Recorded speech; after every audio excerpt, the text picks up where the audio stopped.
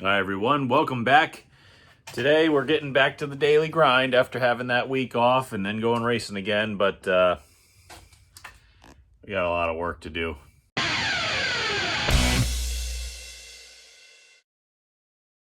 Doesn't look, well, it is a little bad. It's not that bad though.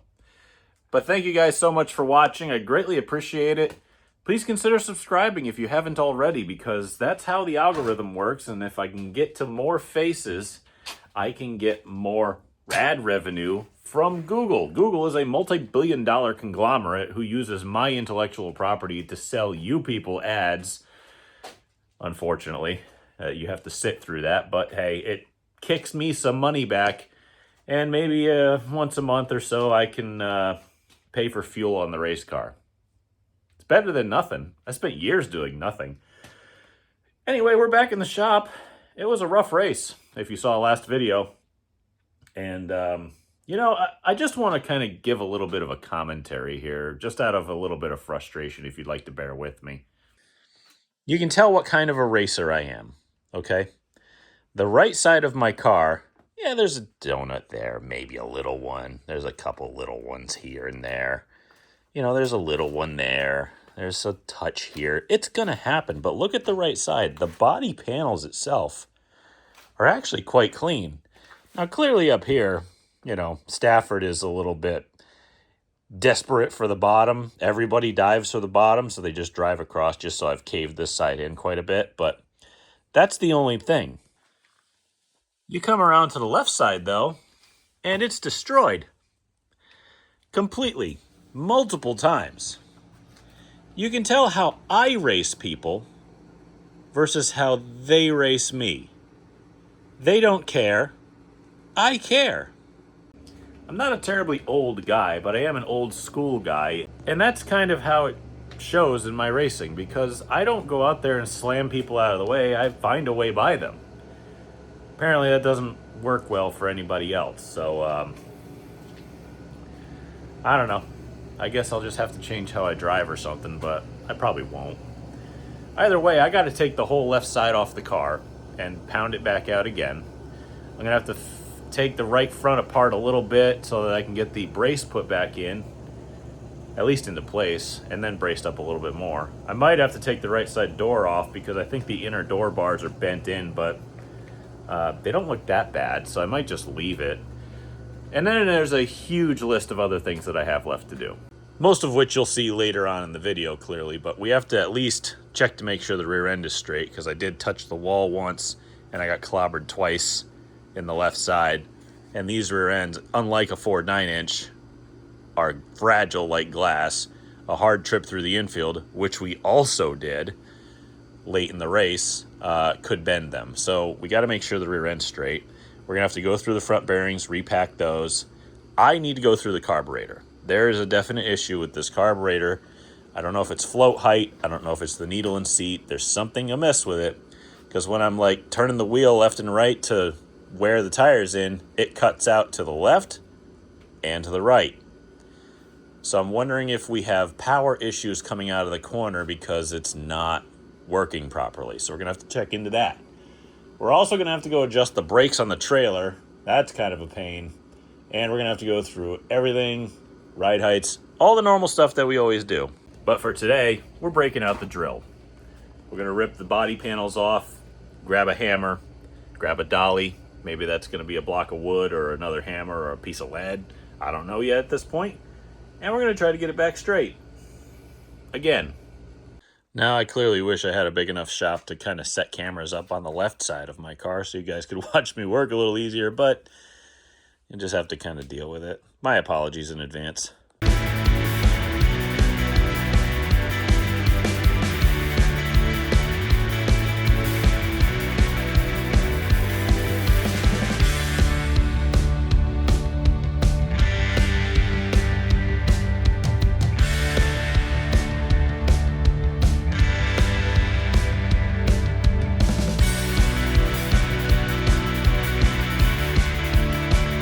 So I kicked the body outside here because you can see it's quite tacoed.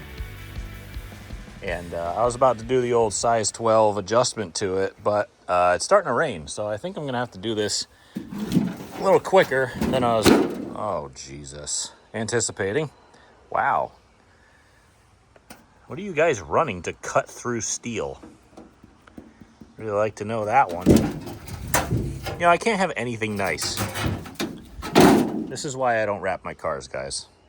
At Thompson, we used to have 3 seasons on our body when it looked like this bad. So it's weird. Being at a bigger, faster racetrack, you have to require a lot of respect. But apparently, I don't know if that's really kind of a thing here. So I'm going to get the thing stomped out as fast as possible so that I can get it out of the rain.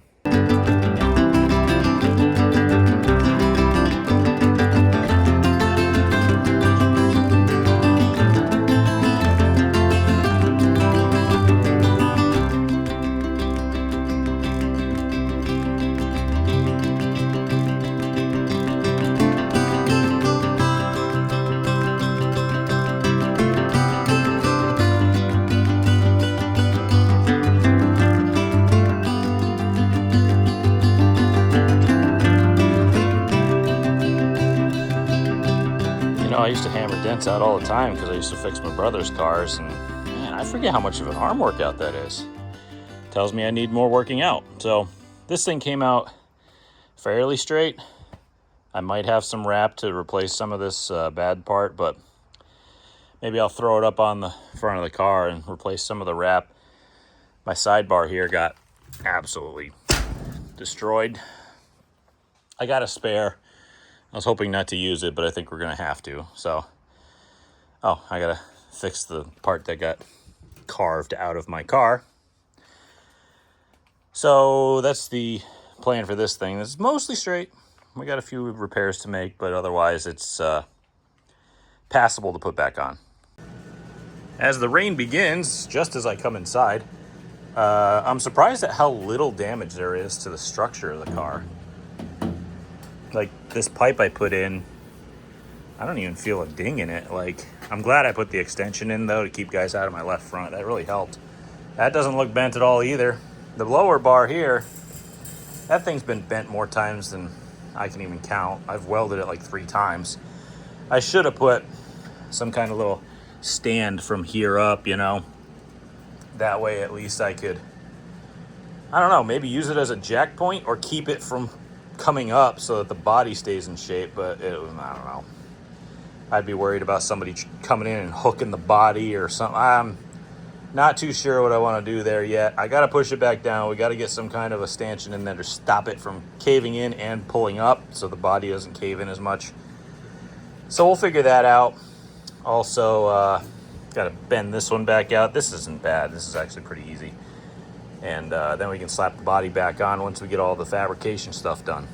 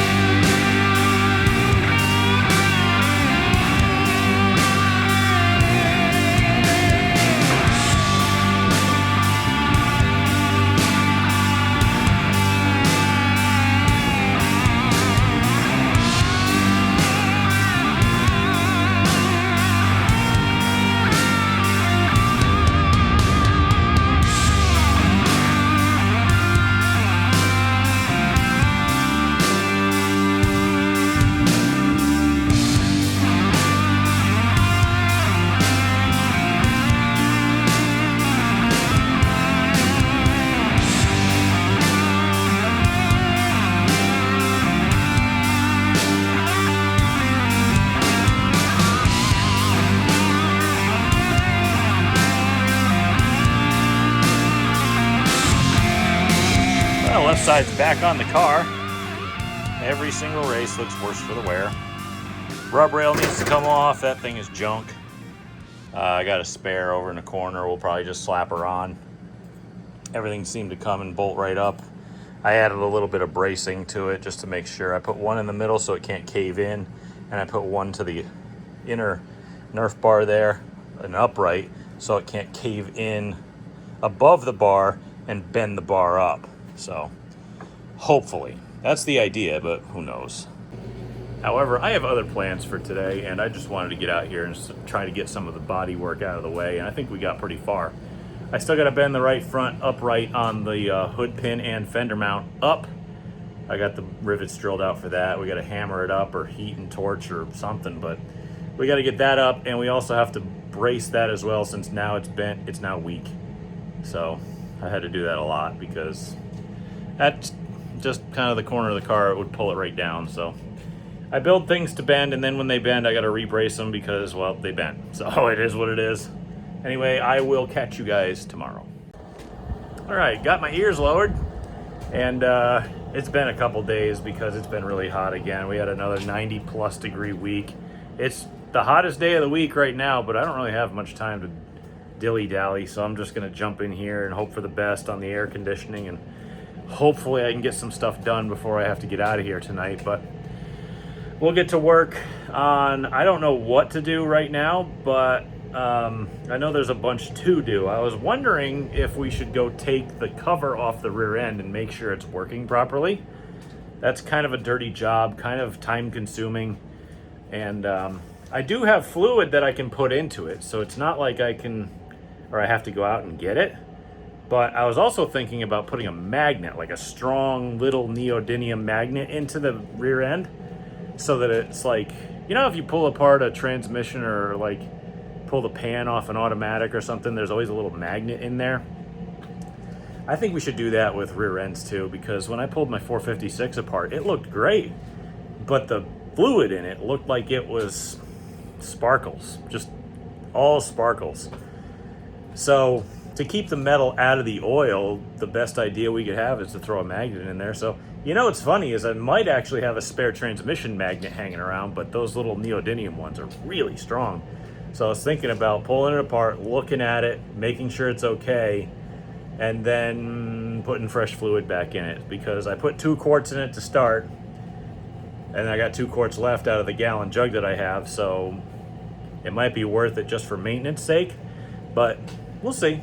So I'll start pulling it apart. We might have to string the car to make sure the rear end's straight. We might have to do a whole bunch of stuff. Maintenance comes first though.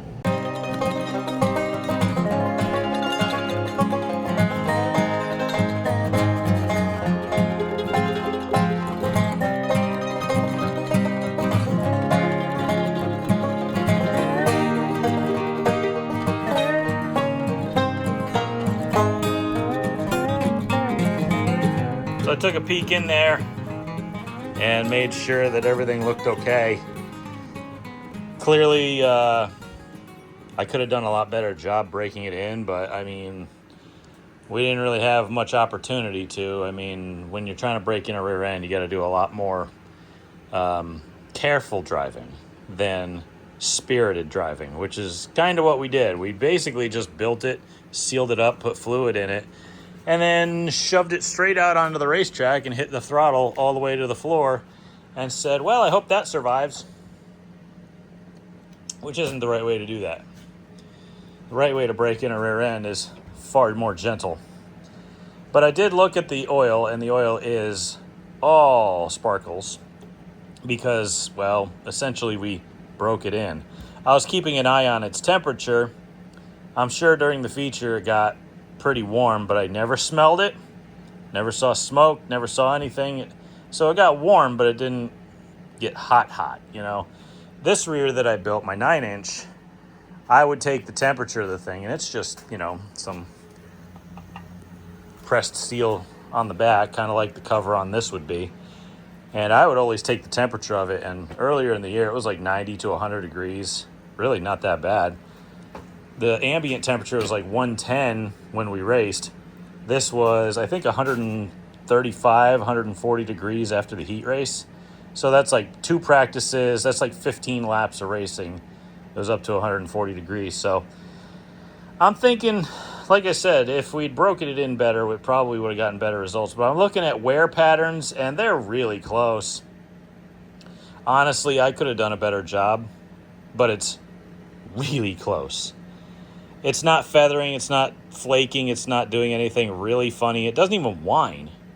And the lash is still kind of there, so it's like, all right, well, let's clean it up, refill it with fluid, put that magnet in there, which, by the way, I have to find the magnet, but on this rear end cover, this is a little bit different one. This is like a newer, like a later model rear differential, because you can tell it's a little bit different because it's got some casting letters in it, and it's also got a provision for a magnet. And I got one of them little rounder magnets that looks like it goes in a transmission. It's buried here in this pile of to do and put away. And I'm going to have to find that. And then I'll put that on there. I'll clean this whole thing up. We'll regoop it, throw it right back on my car. Grab the remainder of the gear oil, which is up here. Stuff it in, and we'll just send it on down the road. Aha! I knew I had one. A magnet. Well, at least we know it's magnetic.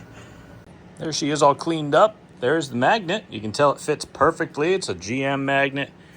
Transmission, rear end. I figured that would be nice and safe so that we can keep the damn metal flake from floating around in the oil, because it's always in there, and I don't want to. I'd love to segregate that from the rest of the oil, because that's kind of useful.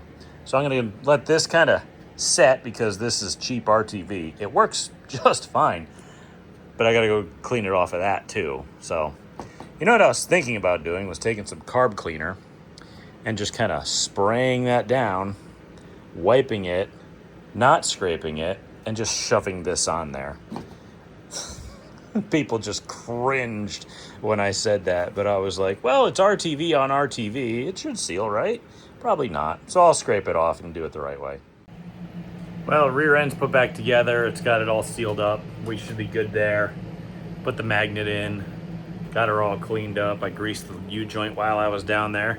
Made a couple body repairs. We got a couple more remaining before this thing is ready to go. Right side is pretty good. My Lexan rub rails on both sides are completely hammered though. Just, they're done. They're completely done. I only have one spare in the shop, but then I remembered I actually have a spare body outside that still has pretty good rub rails on it. So I was thinking about getting those off maybe tomorrow or Thursday, because it's 96 degrees outside, and my dying air conditioner is the only thing keeping me out here right now. But I have so much left to do. I think we'll go deal with some body work right now. I was actually kind of mulling an idea over in my head. I was thinking about redoing this, because this corner is just shot. The rest of this body on this side is passable at best, but this is shot. I mean, I was thinking about cutting it like from the clean spot here, just taking that off, using it as a template, overlapping it and welding it, like tack welding it all the way back on, using spare wrap material that I had laying around, and just kind of laying it on. And I don't know if I want to do that yet or not. This nose is pretty sorry on this corner. All the rest of it doesn't look terrible. I got pooched in right here, which stinks, because that's not easy to repair, like, at all. So we'll have to figure out how to do that.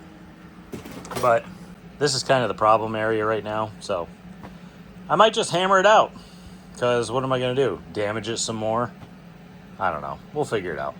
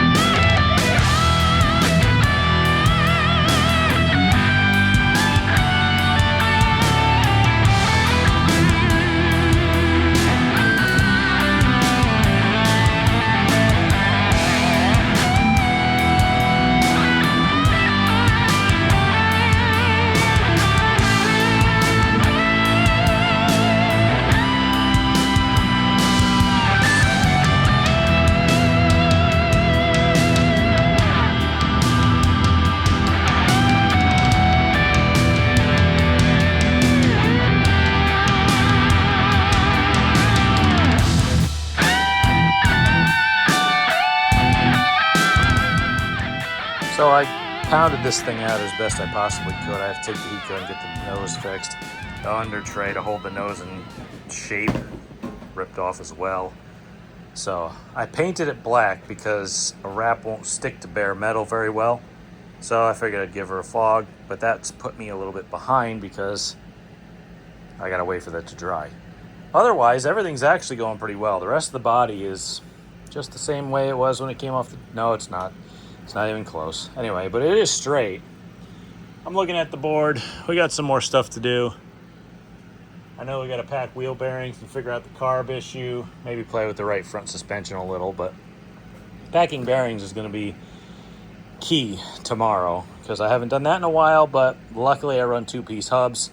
That keeps a lot of heat out of the inner part of the hub. If you run stock hubs, they're basically a heat sink. So the rotor draws all that heat straight down. Why are my hands yellow? That's weird. Nothing else is. Okay, I'll have to figure that out later. That's a mystery. Oh, I know what it is. I put on cheap leather gloves, and I think they use a dye to make it like yellowy. Let me see if my other hand has it. Yep, there it is. All right. The gloves are good, but they apparently leak dye on your hands. Either way, if you run a stock hub, the brake rotor will pull that heat straight into the middle of the hub because it's all one unit.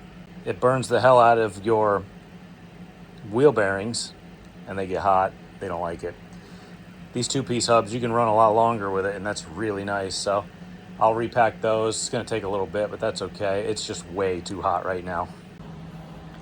Man, I don't know if it's just me getting old or it's getting hotter in the summer, or I'm just noticing that I'm outside more when it's hot in the summer because I'm constantly out in the shop.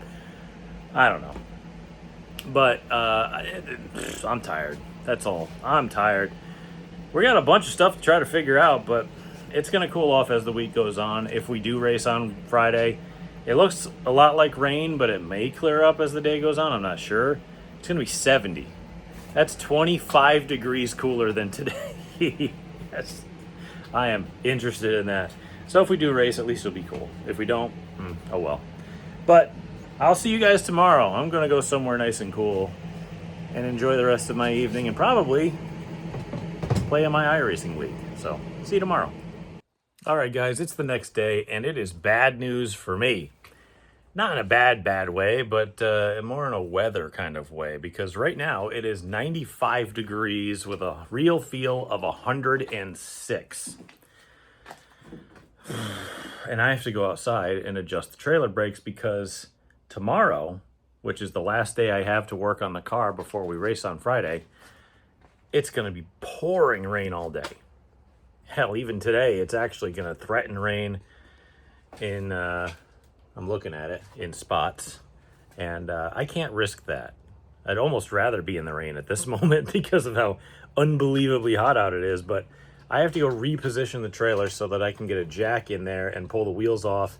I'm going to have to do this the long way. I can't just stick a spoon in through the back where the slot is because the self-adjuster, quote-unquote, that is on there blocks the little wheel that adjusts the brake spacing. So I literally have to go back in there, pull the tires off, pull the hubs off, adjust it, and keep sliding the hub on and off until it's touching, and then maybe I can reach in there. I don't know yet, but I do have a drum brake like adjuster spoon thing, but I don't think I can get in there. So I gotta go move and go roast to death.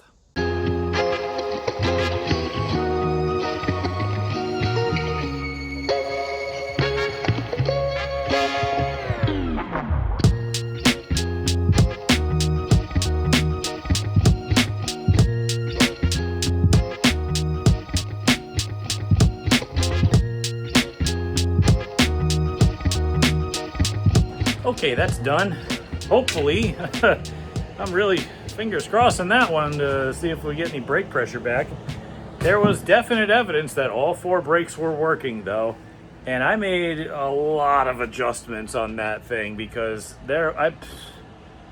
between 20 and 30 clicks on each adjuster before it really started to catch. they were self-adjusting, just not very fast. So I decided to speed that up instead of being unsafe. Now we got to get back to work on this thing in the sweltering heat. I have what's left of my air conditioner running. Hopefully that makes some sort of a difference, but we got to get back on finishing what we started yesterday. And that's trying to match up some kind of a wrap back down here. Don't know if I'll be able to, but we're gonna give it a shot, fudge it at least a little bit. I did buy a new hydraulic ram for my Porta Power. It's got all the Temu and Chinese like looking logos on it, so that's perfect. I don't know, maybe it'll last longer than the cheap Chinese one I had before. So there's that. I can give this box back to my brother because I keep borrowing his tools like that and that. So yeah, we got to start replenishing supply here, but hopefully this one works and I can start using my own crap again. But let's get to work back on this thing.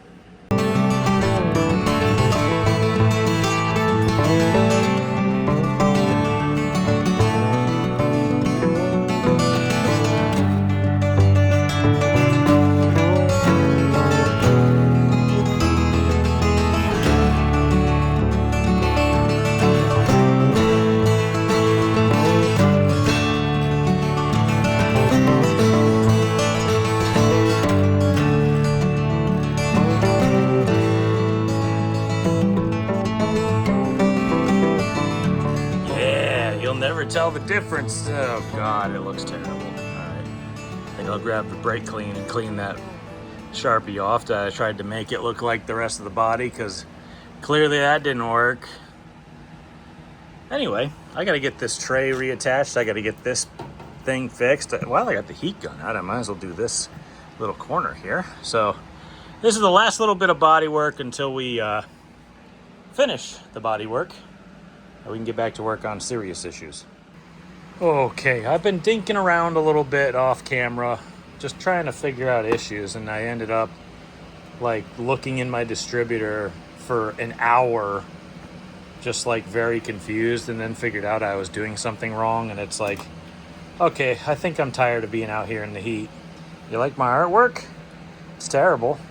I've been out in the heat way too much, way too long, for way too many days, especially in the last few weeks. And before you all start saying, oh, well, we get more heat down south and stuff like that, I don't care, okay? I don't live there for a reason. I live in the Northeast. It shouldn't be hot. That's why I live here. So I chose this. You chose that. Anyway, looking around the car, she's pretty well ready. And just kind of taking one last look over it. We got to figure out sets of tires because they changed the rules on us to, instead of every week purchasing tires, now it's every other week. I have some stuck in inventory. I'm wondering when I should break those out. We got 9 races left. I'm doing math in my head. You know, the right front's looking a little worn because this new setup kind of drives off of it a little bit. I have a new one.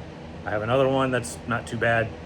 We'll figure it out. So I'm going to come up with a solution to whatever plan we're going to have and hit it hard tomorrow because I have the whole day tomorrow. And hopefully we should be able to come up with something. Tomorrow is going to be a lot cooler than today. It's not going to be 95 degrees. It's going to be like 78.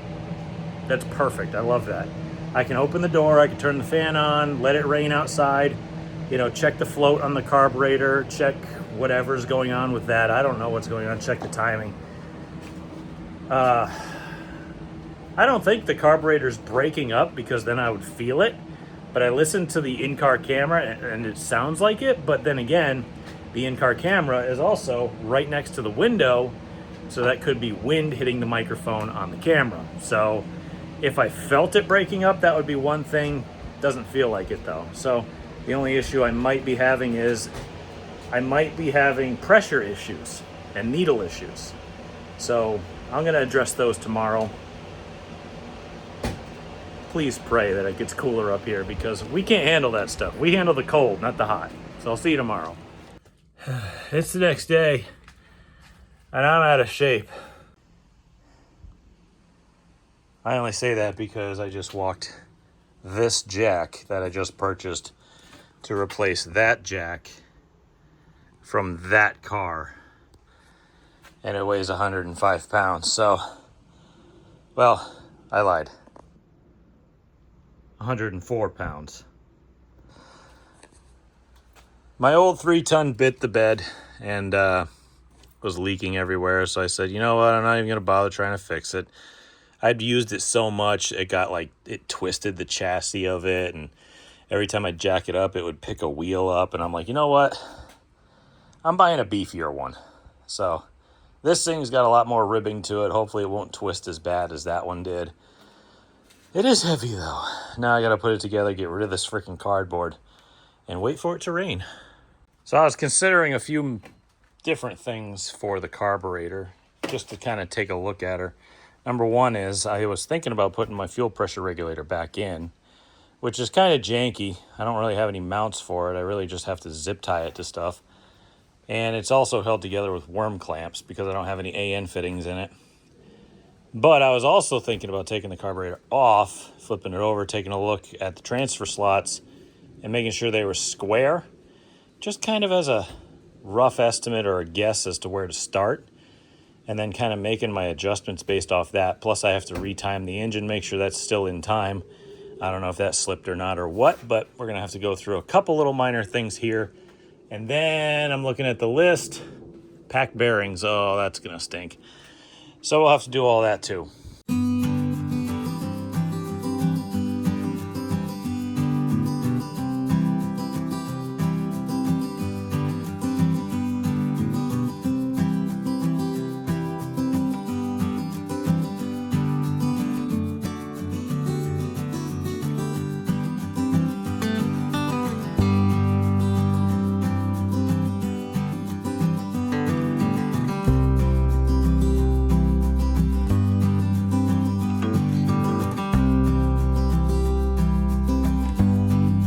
All right, that took a minute, but we tried a bunch of stuff. I was trying to put a fuel pressure regulator in line, and then I was going to check it with one of my plug-and-play gauges. I got a gauge fitting for like a -8 that's literally male and female right on it with a port, and it would have told me everything I needed to know, but we didn't even get that far because I was trying to just kind of use some fuel line with barbed fittings and hose clamps, and it was leaking and I didn't like it, so we took it out. I'll put it back in eventually, but I'm gonna make sure that it can't leak, so we're gonna find the correct AN fittings and stick them in that regulator and put them on the other fuel lines, make sure that's good to go so it will not leak. Can't have that stuff happening. So I put the old one back in, it's all good. Checked the carburetor. Carburetor, honestly, seemed fine. I checked the float level, that was fine.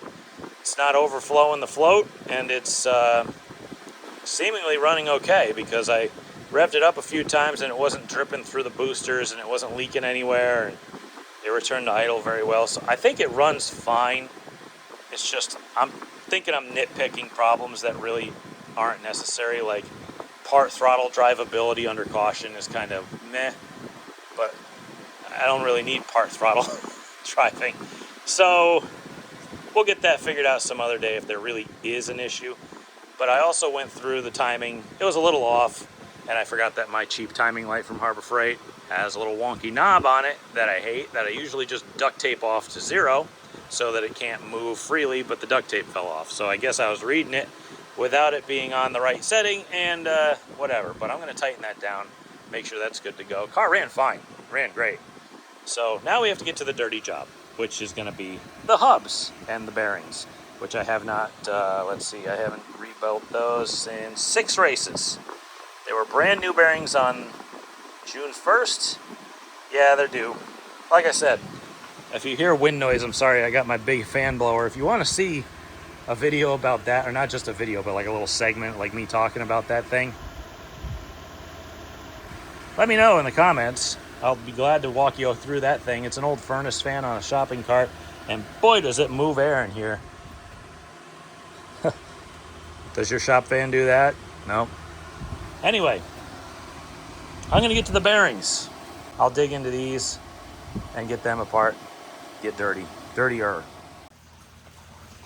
And the rains have arrived just as I was finishing up the hubs. So I don't know if I'm loading tonight or not, because I guess this is going to be pretty heavy rain later. I'm going to start cleaning up. I got some rubber shavings over here. I was trying to take the boogers off the tires so that I could at least get a little bit of a measurement. I'm going to throw the tires back on it. Look at the list. Let's see, we already packed bearings. Oh, these markers do not work. Carbon timing. Oh, I got to check ball joints and stuff. All right, I'll do that too. But as it's now disgustingly humid, not hot, thankfully, I'm just going to shut the door, turn on what's left of my air conditioning. There we go. And maybe wait for the rain to end. Maybe I might be loading up tomorrow when I get home from work to go to the track. Dealer's choice, I guess, but I don't feel like all my stuff getting wet. So if I stage it and then just throw it in the trailer, it'd take me 20 minutes. Not a huge deal. So we'll just keep plugging away on the list and figure it out later. All right, so the rain has stopped outside actually, and this thing is looking pretty dang close. There's a couple little things on the list that I really do need to get to, but as of right now, it's not really a necessity. So I'm just gonna take a look at once over it and probably stick it on scales to make the adjustments that I need to make. I think it's actually cooler outside than here, but so I'll probably end up opening the door real quick.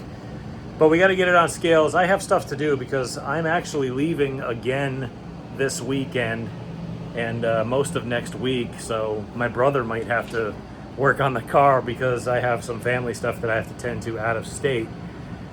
Hopefully nothing really bad happens this week and we can just get away with it. And prep work would be hopefully just kind of putting it on scales next week, which would be really nice if I just had to, I don't know, grease a couple things and send it. That would be tremendous, but we'll see what happens. But for right now, it's got to go on scales and I got to get this thing loaded. I got to get ready because I can't do anything home on Friday.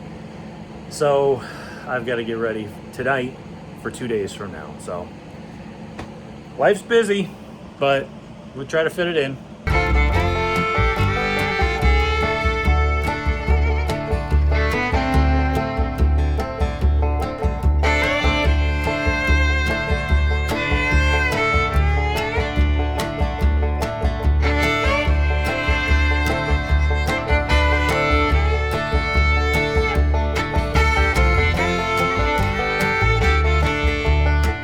In typical fashion, I am trying to get this thing correct on scales without touching anything, and now it's different because I changed the wedge.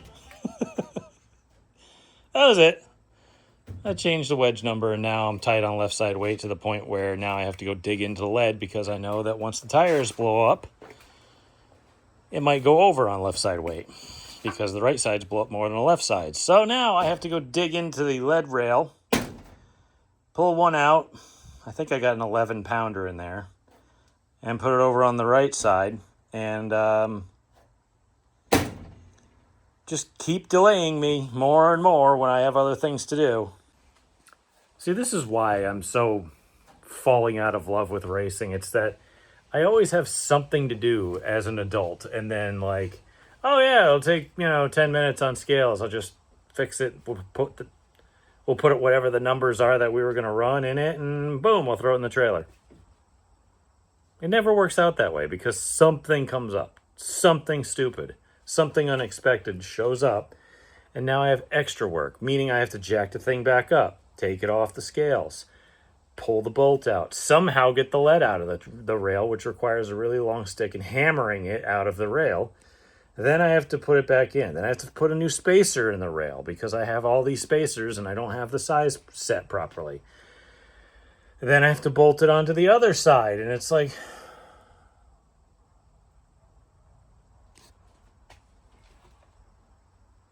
time is short. I need this done an hour ago. No, a few hours ago. But I got everything loaded up here. I got the car done as much as I can tonight. The ride heights aren't what I want, but I know how to fix it. I just don't have time to do it right now because I had other issues. So, and it's definitely not going to get done next week because I'm not going to be here. So I made a list. I've got a running list of that. I just have time to load this thing up and get in the house and get my stuff done. Again, I'm out of here for another week for family stuff. So hopefully this thing's good. It's, I'm looking at the ride heights and I'm like, yeah, it's not even close to what I need. It looks like it has a flat tire on the left side, honestly. And it's funny because I checked the heights and it's fine. Like, it meets everything. So, I don't know. We're going to have to play with it again. Just like we did with the last setup, we got to do it with this setup. Work the ride heights until it's right. This week, I don't have time. Sorry. Let's load it up and get the heck out of here.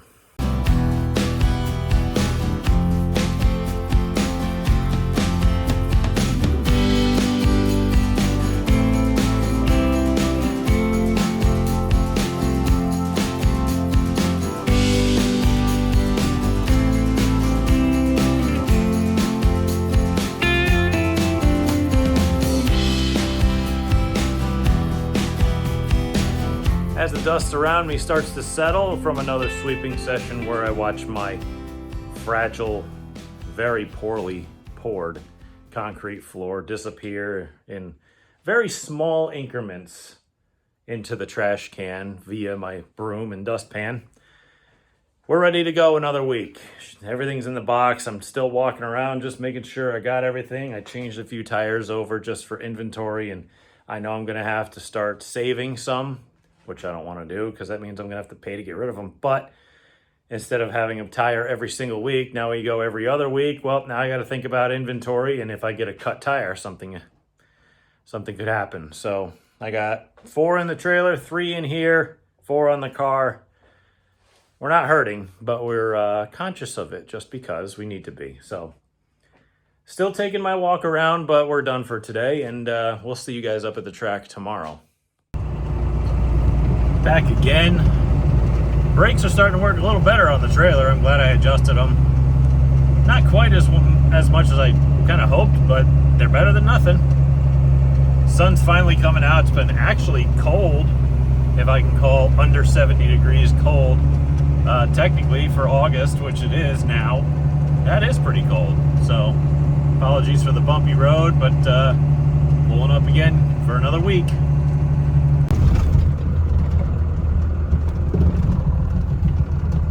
Here we go again.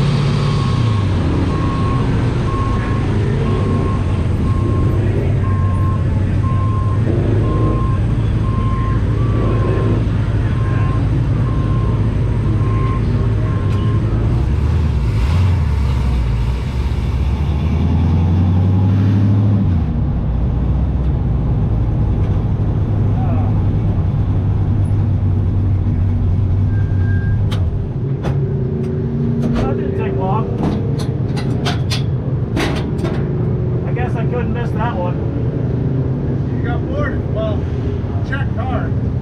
Yeah, I got boarded on that one. I tried to miss it. I guess there was no missing that one, huh? No. Yeah, it came down on you. I tried. I went to the grass.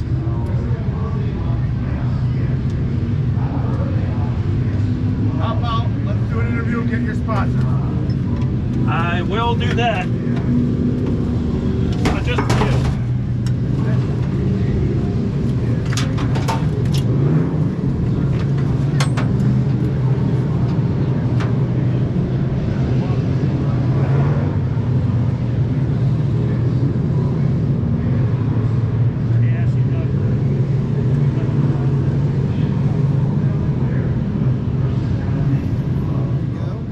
Of other drivers out of this event as well, including Brent Gleason. Let's see if we can hear from some of them now down on the pit lane.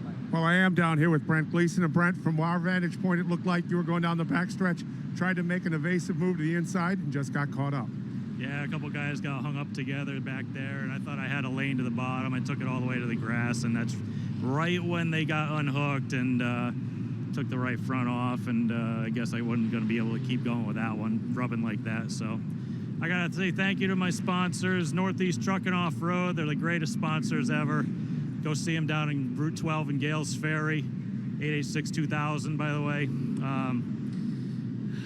Thank you to Napa Auto Parts for the 5K tonight, and all the fans for coming out. I greatly appreciate every single one of you. And guys, as you know, That's Racing was only a couple of weeks ago. We were talking to him about his first ever career win in the street stocks. Right now, that 81 sits here on pit lane with me. That was on June 13th, yes. The checkered flag for Brent Gleason, and has had a fairly good season coming into tonight, 5th in the championship standings. Going to lose a bit of ground after that early race incident here.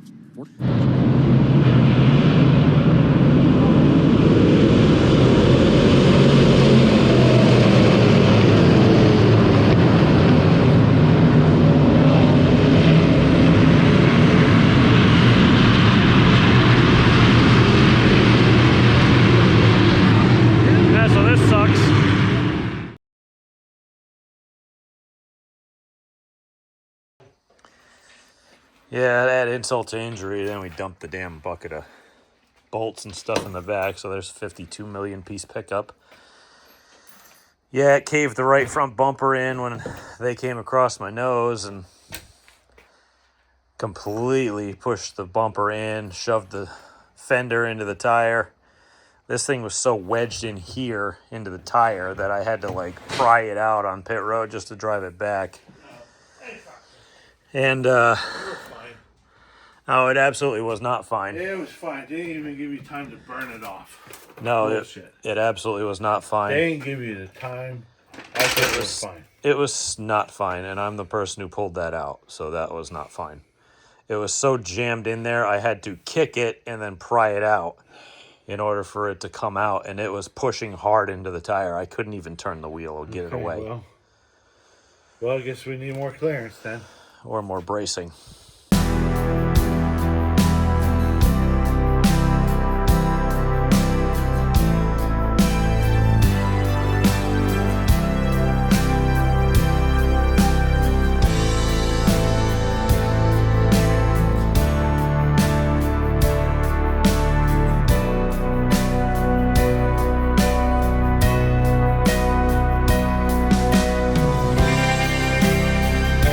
This thing's pretty hammered. Missing half the rub rail. Oh, man. Of course, it's obviously the right front corner that I just worked on. We found that lower A-frame was bent, broken. We replaced it already, and we made an adjustment to the spring height on this side that we needed to make. We still got body work to do. We still got a bumper to replace. What a mess. We were top 5 in points coming into that race, and we made it a lap and a half, so there goes that. We were trying to kind of stay in there and at least have a hope at a shot at something, and if somebody had made a mistake and didn't finish a race, we would have been right there, but guess who didn't finish the race? I'm going to go clean myself up. I appreciate everybody's help and support, and my brother's here and helping me out, and he's going to be turning wrenches on this thing while I have to be away from town again this week to attend to family matters, and hopefully we can get it back out there. We can't make any major changes until I come back because